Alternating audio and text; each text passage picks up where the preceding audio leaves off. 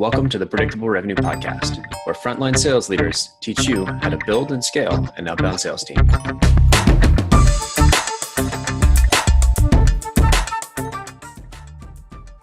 Welcome back to the show, everybody. I'm your co-host, Collin Stewart. I'm joined here by a guy who's SDR, who's only been in the company for 14 months, just sourced their first million.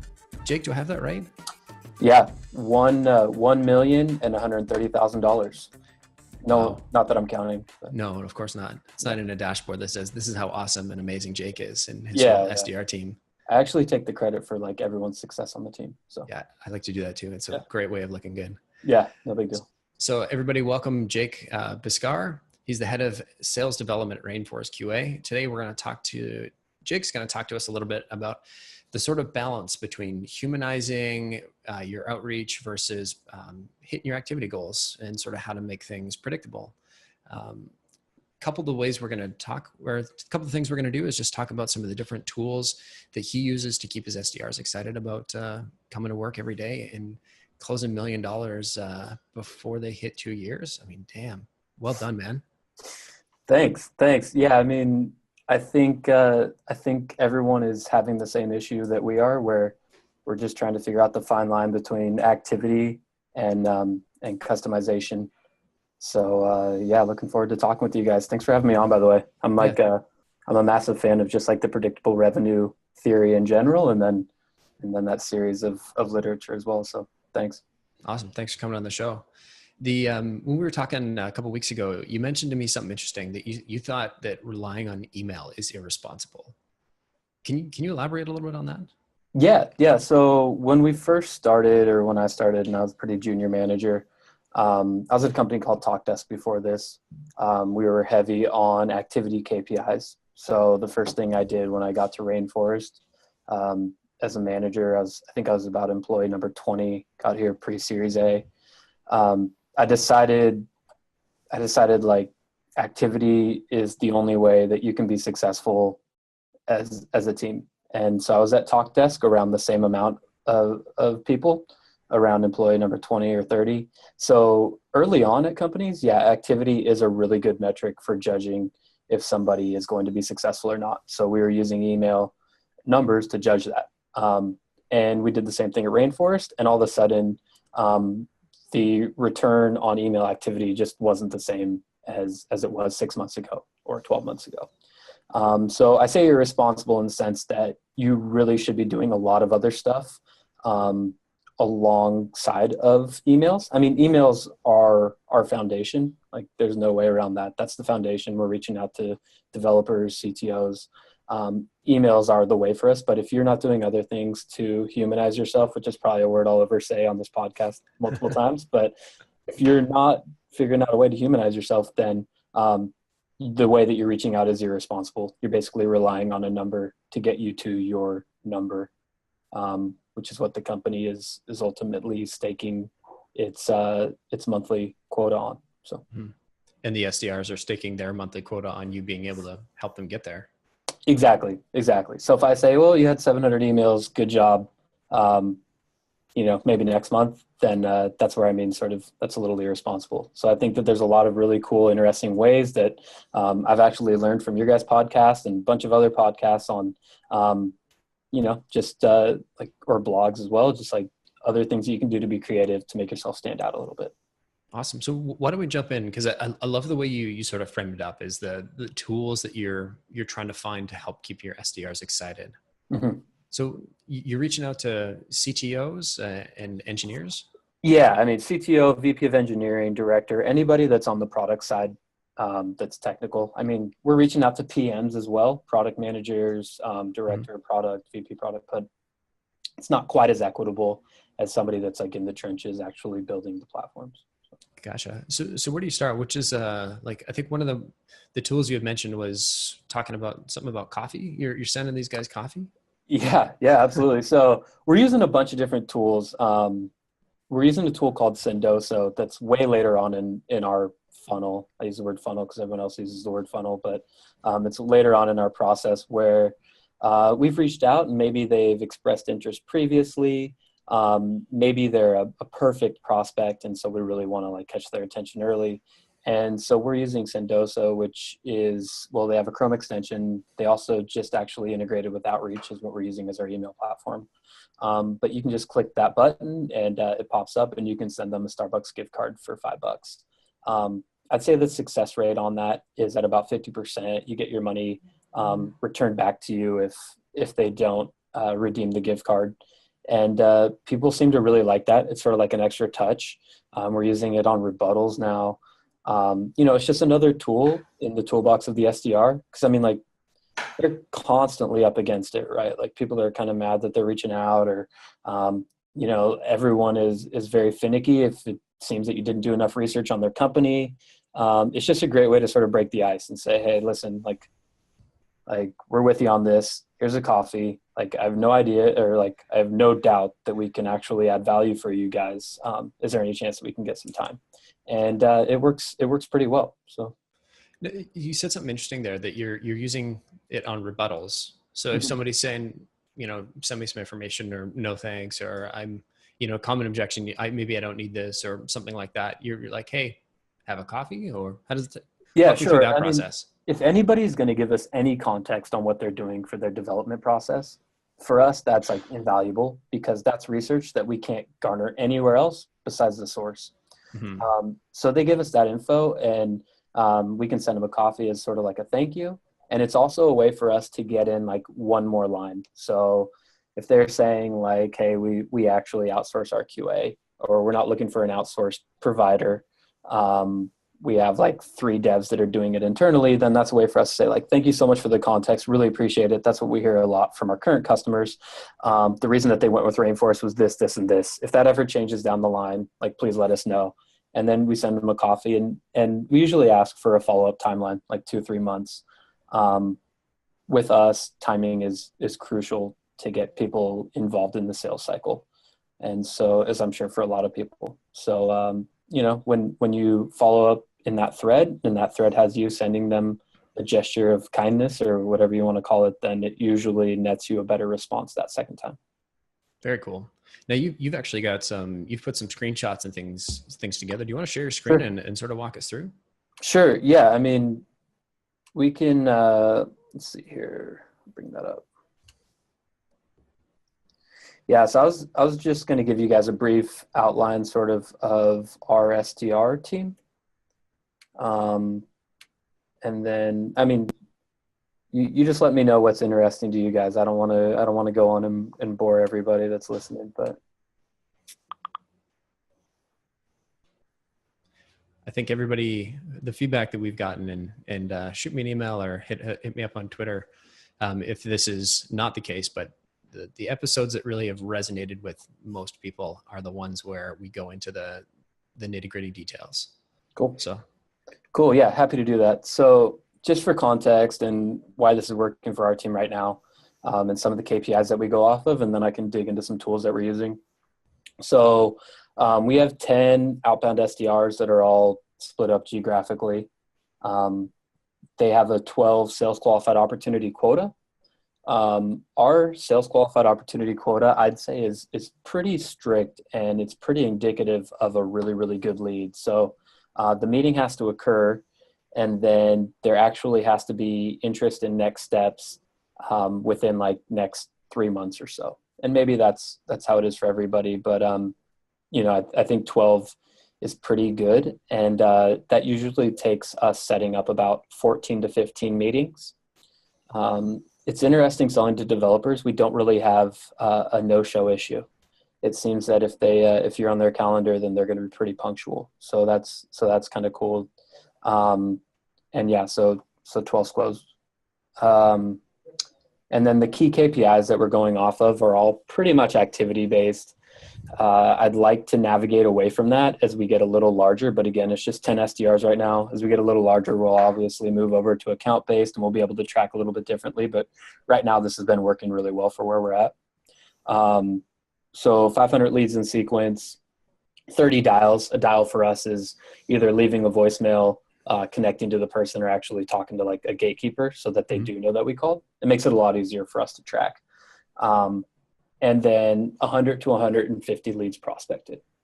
And is that on a daily, weekly, monthly, yearly basis? These are all weekly. So this Okay. is 500 leads in sequence at any given time during the week. Mm-hmm. And then these are 100 to 150 leads prospected within the week. What does prospective mean? How do you define that? Yep, we can dig into that right now. So Cool. a tool that I'd want to shout out, because I would probably quit sales development if it didn't exist, to be quite honest with you, is a tool called Try Prospect. I took a screen grab here and I can share it with you guys if you want, but it's just a tool that sits inside of LinkedIn. It's very, very cool. You guys should hit up Omar at Try Prospect if you guys want any more info on that. He's not given us any licenses for me to say that. I just am so grateful for the tool, and it's unlimited use. So it's pretty amazing. But anyway, so Try Prospect is a tool that we're using very heavily every day. I have my SDRs prospecting at least 3 to 4 hours a day. Mm-hmm. As we grow, we're going to specialize. People are going to be more specialized in writing customized messaging. Other people will be list building. But right now, everybody sort of handles the full cycle. And we can dig into that too if you want to talk about that a little bit. But so yeah, this has, right now we've got a database of like 100,000 leads. 65,000 of those have been created by SDRs over the last 2 years. So it's a really, really clean database, which has a ton of advantages as you go through and try to create new plays around leads that are already existing in your database. It's pretty awesome. I'm not sure if you guys can see that. I can try to zoom in a little bit. But over here on the side, you see, so this is one of my SDRs, Alex. And you can see over here, we have his email. You can get a phone number. But most importantly, for leads that I want my SDRs to spend a little more time on, I would prefer that they customize the first line of the email or the PS. And I know that that's kind of a big ask, and we try to do it through Google Docs, which I've heard people talk about briefly on this podcast as well. For us, it just wasn't really working. It was hard for me to track. Now we have prospect notes added down here while we're prospecting. So for me, I noticed that Alex was previously a firefighter. Mm-hmm. So I'll just say something like "Congrats on the recent career move," and then the rest of it is canned. And I'll show you what that looks like down below. But that's been really, really successful for us. That increased our open rates by about 20%, as you can see down here. So this middle one, it doesn't have the custom field. Mm-hmm. Oh, wow. This top one does. So that's a small sample size, but that's because I don't do a lot of SDRing anymore. That's fair. So, and somebody was just using my account actually to do this, but you can look at other people's outreach, and it's pretty much identical. So. Gotcha. And so for those that can't see that are maybe listening in, and they're wondering what's going on, you basically you've got a Chrome add-in that's sitting on top of LinkedIn. Mm-hmm. That's got a couple of fields, custom fields in there that you've mapped into Salesforce. Yeah. Yep. So prospect notes sits directly inside the lead detail. And we just pull that when we're exporting a CSV into Outreach. Okay. So we don't do the direct sync from Salesforce to Outreach because we also want to clean up the company name. We want to clean up the person's title because we usually leverage that in the email. Mm-hmm. And then from there, we send a more personalized email, and we map prospect notes into a custom field. So it's either the first line or a PS. Both seem to work pretty well. People just kind of want to feel like you care about them a little bit. So you actually looked at their profile and had something interesting to say, as opposed to.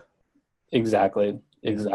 So it's been working well for us. I mean, the constant battle is, one, like I said, humanizing ourselves, but two, getting open rates up. I mean, the more you email people and the more that emails are noisy in everyone's inbox, the less frequency you see for open rates. So for sure, man. So that boosted so just personalizing the intro line. I guess that's the line that you can see when you're sort of previewing the email, and then the PS, it probably has more of an impact on them responding. Yeah. Exactly. And the click-through rate is a lot higher as well. So people see that you actually did your research, so they think that your message is much more applicable to them. So the curiosity is heightened a little bit as well, which is like all you could ever ask for as an SDR, in my opinion. Mm-hmm. Right on, man. So now that we've boosted open rates, you've helped our SDR teams boost open rates by 20%. What's next? That's it, man. I'm done. I retired after that. Cool. No, just kidding. This is another example too down here, sort of like the custom, how we do the PS custom field. But Gotcha. anyways, so another tool, and I'm happy to share with everybody on here because I think it's a really cool tool. Just LinkedIn views. So I've had my guys, and we can go back up to Alex here real quick. I've had my guys sort of like humanize themselves in any way they can. It's not zooming in. There we go. Humanize themselves in any way they can, like on their LinkedIn profile. So I urge people to write blog posts. I think that that's really important, especially publishing your own content. That's going to make you much more human to somebody that's coming through and improving your LinkedIn. And then like another thing, and I'd be interested to get your opinion on this or anybody's. I'm not a big fan of people that put their company's value prop in this first line right here where it says firefighter gone tech. Mm-hmm. I really hate when it says like helping companies like find more leads or something that's so empty, because I feel like we're selling through email. There's no need to sell through LinkedIn. It's just a place to that's like your own platform. Mm-hmm. So for me, I urge my team to sort of like just put stuff that they're into that kind of explains like what they are, who they are. I found but then afterwards put the company's value prop in. Sure. Yeah. Yeah, exactly. we can see, for those that are listening, we can see the screen and he's got, former firefighter / paramedic gone Rainforest QA. Rainforest QA helps teams. There you go. Exactly. Yeah. And so, like, however people want to loop that in, that's cool. If they don't want to, that's fine as well. I hope that our emails can educate people enough. But anyway, so LinkedIn views, back to what I was saying, LinkedIn views are really important for us. I've noticed recently, this is a new tool that I had our CTO build, where we take all the URLs of people, or all the LinkedIn URLs of people that we have active in sequence. Mm-hmm. And then we put them into to this URL box. And I'm sorry for the people that can't see. I keep forgetting that this is also audio and not video. But we put it into this URL box, and then we run that, and it automatically opens up everybody's LinkedIn profile. So we're constantly viewing people's LinkedIn. They're always seeing that we're checking out what they're up to, and hopefully that's going to, one, increase our team's LinkedIn viability, and two, increase people's curiosity into Rainforest. So. Cool. For people that can't see, it's just a plain box with a little button that says go. Yeah. it's super well designed, but nothing fancy. You'd be blown away here. Nothing fancy, but what we've been doing as well, another little hack is I've been logging into our CEO and CTO's LinkedIn, and we've been viewing from their profiles as well. It's just all part of sort of like trying to make the prospect feel special in a way. So. And what's obviously you're a man of numbers. What's the impact that you've seen this have? Yeah. So reply rate is up for us in the last 3 weeks. I don't want to associate it directly to that. I mean, I'm very, like, as well as I do, that to have a really good, clear sample number, or I don't know, I got to see in statistics. So you guys will have to help me out with the jargon, but yeah. To get a really good sample size and to have it actually have statistical validity, you really have to have a controlled environment, which is so hard to have when you're prospecting. Maybe the titles are different. So I'm very cautious to really draw strong conclusions, but I can guarantee you that reply rates will increase. And at the worst case, you have more visibility. to your prospects on LinkedIn, and they will have heard of your company, no doubt about it. Cool. Yeah. So, but in terms of reply rates, I like maybe a 5-10%. It's pretty minor, but this is also a really minor aspect of the workflow as well. So Gotcha. And you said anybody that comes and checks out, you're going to share this as like a Dropbox paper file here. sure. There's looks like there's a link in there they can click and they can actually use this. Yeah, and they can run it. They can just paste their LinkedIn URL in there and have a go. I'm not sure if it'll break it. I had my CTO put this together in about 5 minutes, but I'm sure it can't be too tough to build. I'm not super technical, but Cool, man. It's just going to open a whole bunch of links for you. yeah, it just opens windows. Love it. Yeah. Cool. So what's next? Yeah. So those are the tools that we use. I guess I'm not sure what the audience might find interesting. I'm happy to talk about sort of like how we're building our team. I honestly think that we have in terms of revenue sourced, we have one of the most successful SDR teams, maybe in San Francisco right now. I want to say Silicon Valley, but it sounds super pretentious. So we have about 10 SDRs right now.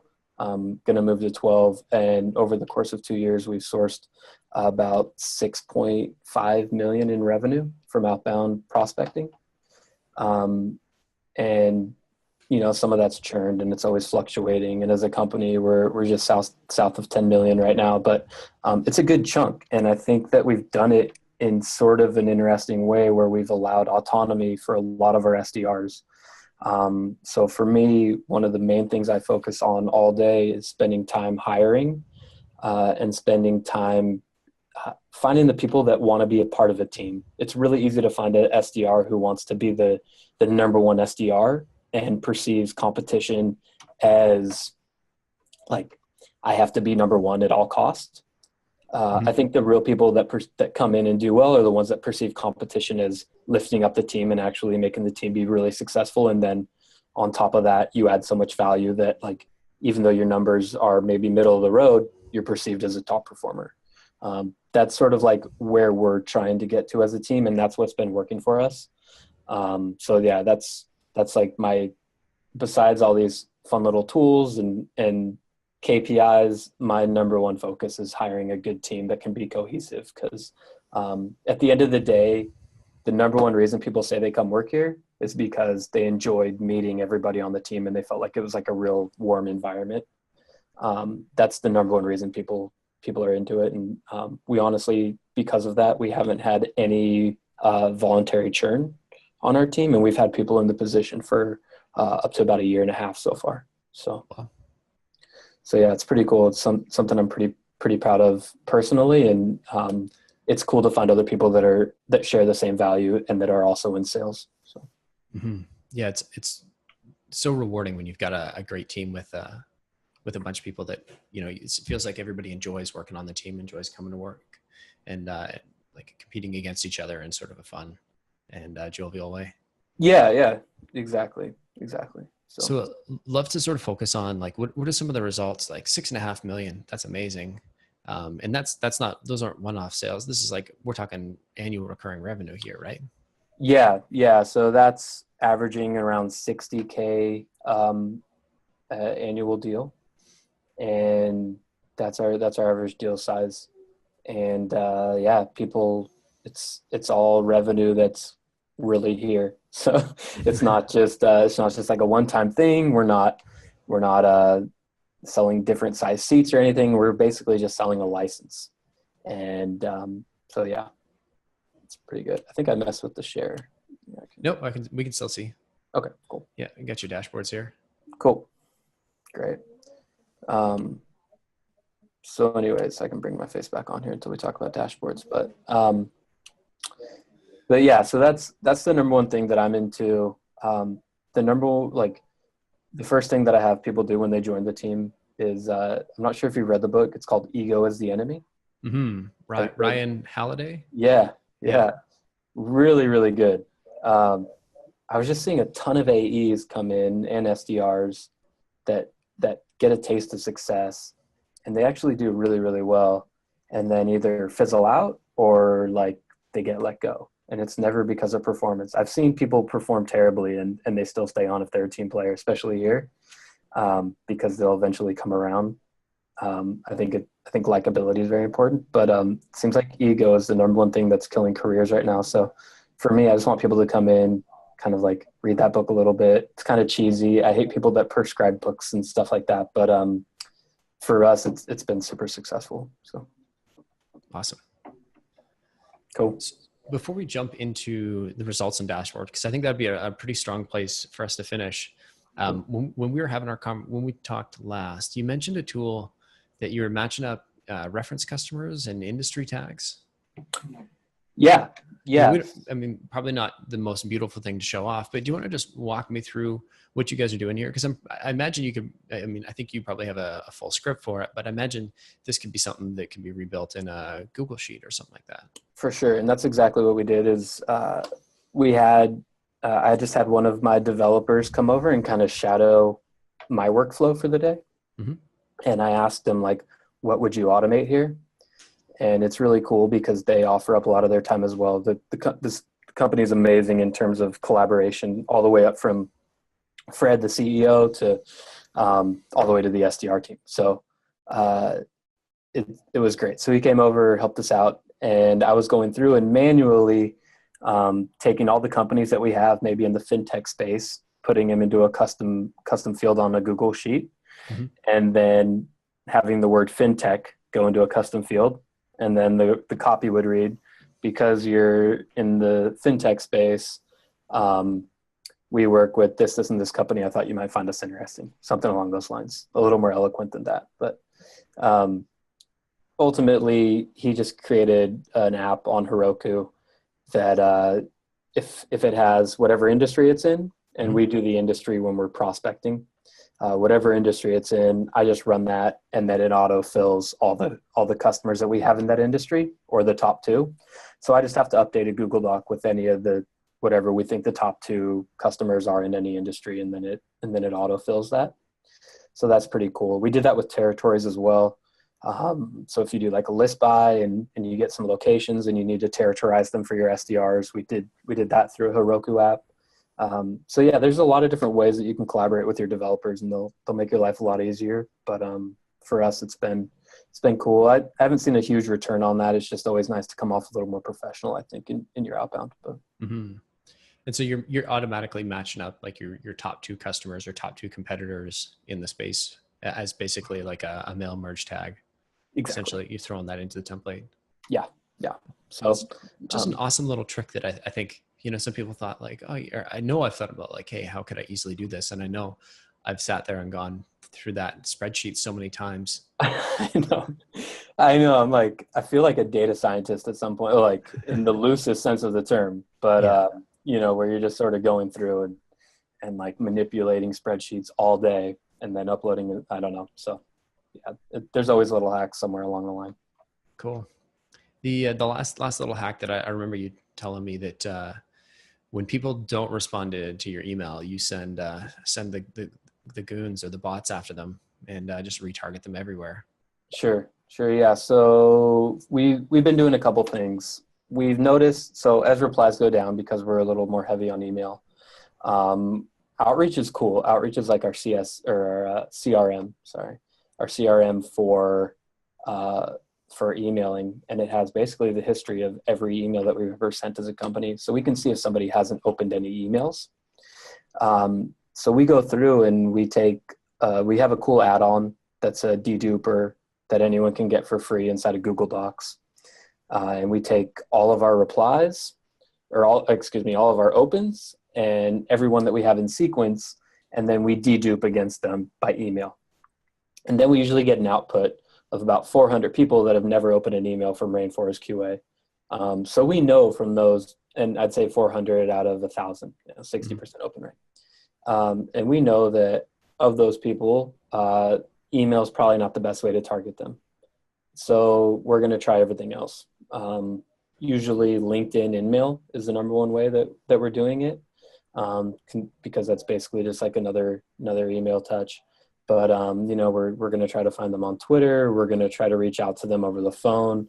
We'll throw in a bunch of different touches because the more and more that you get into like some of this outbound process, you realize like a lot of these leads have been touched a lot of times. So for my team, that's like, wow, this is a fresh lead basically. I'm going to give it a little more time and spend some more time on it. Gotcha. So when you said retargeting, you're not just like following them around on websites and things like that. You're trying something different sort of outside of your normal email and call tool. Yeah, exactly. And a lot of those people now, so another awesome use for Sendoso is the actual direct mail stuff. Mm-hmm. I think direct mail is really, really valuable, especially to people that have never been touched before. So Sendoso actually has a fulfillment center, and we send a lot of swag there. Then we tell them what sort of box we want curated. So maybe we want someone to receive a t-shirt, a handwritten letter, and then like some stickers. They'll get that box all together. They'll send it out to the address that we decide. We do that all through Salesforce. And then it automatically tags that person as receiving a Sendoso box. So then I can run reports on all of those. Who's received that, what validity does it have for them being an actual prospect for us or turning into a customer. And then from there, it's just like one more extra touch. And as we try to go up to enterprise, we're finding that that's like more and more important and actually almost a necessity at this point. So awesome. Bringing us back to relying solely on email. Yeah. Is irresponsible. Even though you guys are pretty heavily email based, you're doing all these other things to sort of augment and boost and sort of not cheating here and there, but, trying to get a leg up, and 10 different places, I'm sure has a huge impact. Sure. It's hard. And everyone on our team is manually prospecting every person that they're reaching out to. Mm-hmm. We're not out there buying lists or anything. We know that these are good people to reach out to. This is the SDR's pipeline. And so for us to just send emails after spending so much time prospecting, that's when it sort of gets irresponsible. And that's when you have to sort of be a little more dynamic and fluid in the way that you reach out. And one of the issues that comes with that though is the SDR. Some common complaints that I hear from my team is don't know where to spend our time. It's very hard to prioritize that. And it just comes with practice and iteration. Mm-hmm. But as we grow, we'll have people specializing in certain aspects. And that's the overarching goal. I'd love to have a team of SDRs and then junior SDRs who are just out there sort of SDRing for the SDR who's going to be doing the more specialized outreach. But anyways. Cool, man. That's a whole nother podcast. But totally. Yeah. We've been thinking about sort of going and taking the specialization another layer deeper. We've tried a few experiments here as well. Oh, really? Nice. Yeah. How's that working? Pretty interesting. Splitting up the sort of responding, splitting up the sourcing, splitting up the writing, the personalization in that. Mm-hmm. You find the right person that's phenomenal at writing emails. You've seen a huge lift. That's awesome. So, we've specialized and then sort of learned from that and then figured, okay, well, how do we bring this back? And then we've sort of broken it apart and brought it back together a couple of times. Yeah. Always experimenting and playing with and trying to find new ways of increasing getting better positive response rates and, converting more people that you reach out to, right, into good conversations. Yeah. Organized chaos. Yeah, exactly. Enough about me. So let's talk about the results. Let's jump into some of your dashboards. I know we just got a few minutes left here, but I'd love to just, what you can show and maybe spotlight some people in your team and the amazing work that they're doing. Sure. Yeah. Let's see. Let's share the screen here. So, this is sort of what I'm focused on primarily, and that's going to be replies. So I think replies are first and foremost leading indicator of somebody being successful in this position. Mm-hmm. Replies are going to come from you doing several different things. It's not primarily going to come from leads in sequence, although that is a great indicator. But if somebody's getting up to 30 replies, I have no doubt that in terms of meetings scheduled, they'll be pretty well set. One thing that we also like to track are meetings scheduled for next month, meetings scheduled for this month, and then no shows. So I'd like to keep track of no shows and all that good stuff. Dials are usually done on Thursday and Friday. I always got to light a fire, so to speak, on the team, as you can see. So that's important as well. But the other thing is just revenue sourced by SDR. And so you can see that, which is pretty awesome to see, which is the million. Somebody else is almost onto $1 million. So having revenue right there, because for us, we don't comp on revenue for the SDR. I feel like you don't want to have that. Like, that's a whole nother battle. And if you pick that battle in terms of like figuring out, okay, you get 3% on this deal, then you have to have like the attribution argument. It's just not worth it. So we comp on squoze, period. But I do little spiffs along the way for revenue source because it's massively important to the business. I just don't want somebody to have to be like battling over, like a $60K deal when, it's double attribution between them and another SDR. We'll just split it halfway and it's not a big deal. So much easier. Yeah, much easier. And then, it's a basic dashboard. It's all activity based. I'd like to have a dashboard that's a little more along the lines of business needs. And really, I'm going to stop sharing. So. Yeah, I got one question. Just before we move away from the dashboard, because you've got if you scroll up just a bit more, you had meetings scheduled next month, meetings scheduled this month, and then no shows. What how are you guys tracking that? Like what is the actual process in Salesforce? Do you guys have fields on the activities or?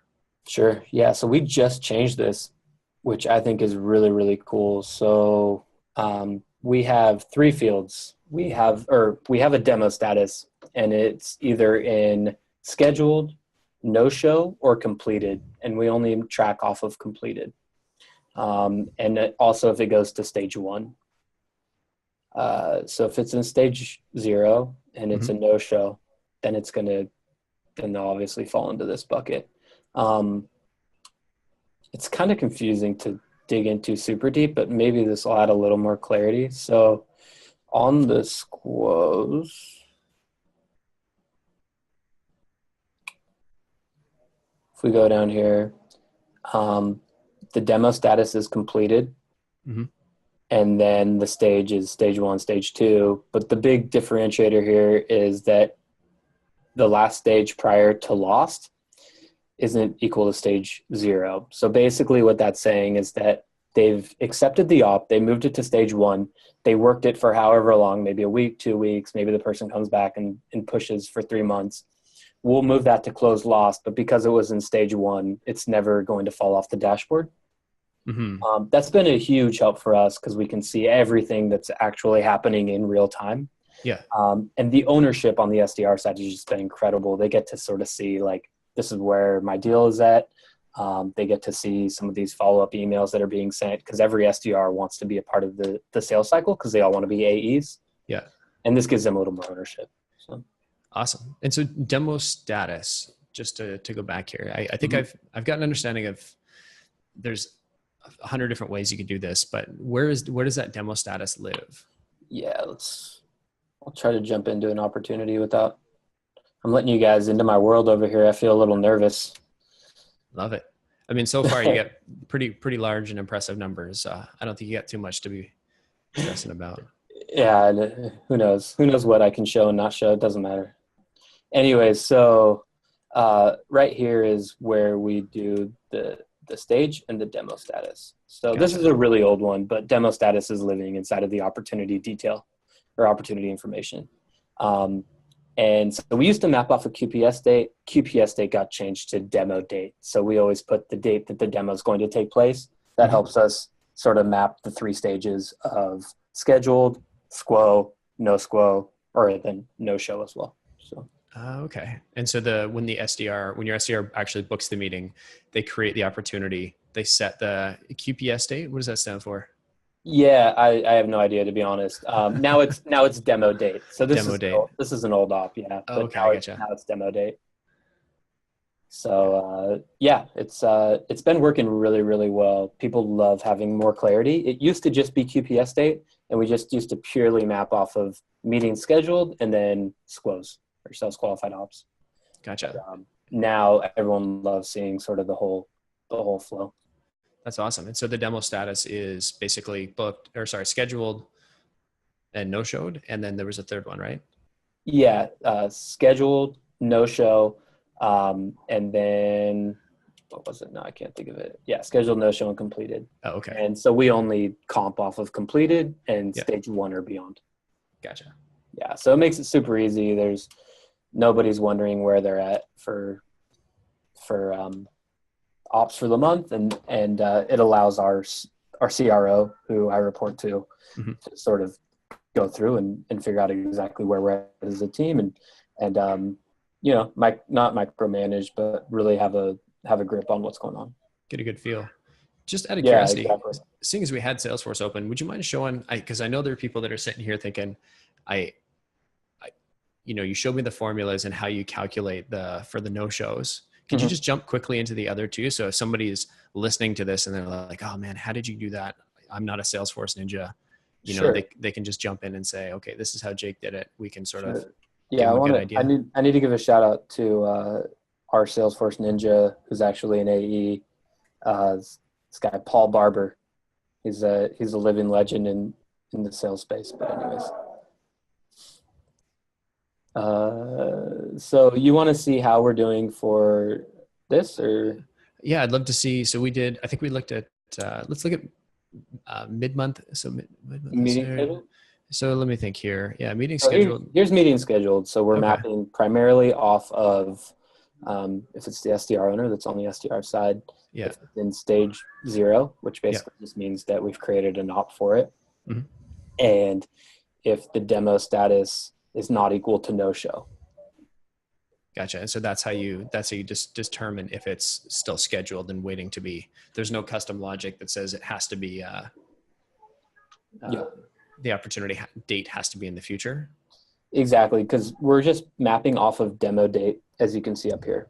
Yeah. And so I just do demo date for the 2 weeks. There it is. Yeah. So one thing that we should note is that for us, for the SDRs, because we always get these things that we like to call bluebirds. I don't know what other people call them, but deals that come in kind of hot. Mm-hmm. SDRs naturally are going to push a little harder towards the end of the month. I think it's just human nature.